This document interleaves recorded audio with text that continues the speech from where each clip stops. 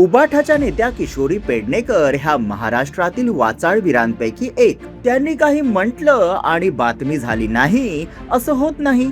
किशोरीताईंच्या बंबई या हिंदीतील प्रतिक्रियाही सोशल मीडियावर लोकांचं मनोरंजन करत असतात. तो दोनों बाजू से हवे का एकदम ये बन जाता है और भौ करके अपने को आवाज आता है. थोड़ी विंडो नीचे करो, देखो आवाज.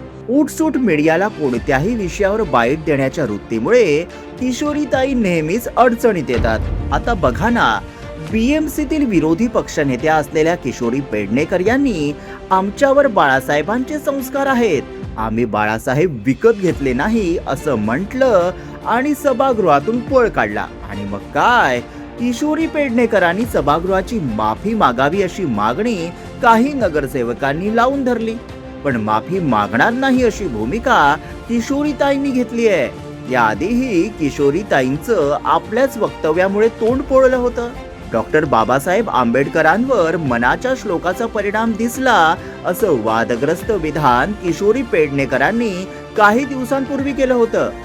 मग काय, विरोध झाला तशी मीडिया समोर येत माफी मागितली. असो, पण नेहमी नव्या वादाला तोंड फोडणाऱ्या किशोरीताईंना यावेळी तरी मातोश्री समज देईल का? आणि समज दिली तरी आपल्या तोंडाला त्या लगाम लावणार का?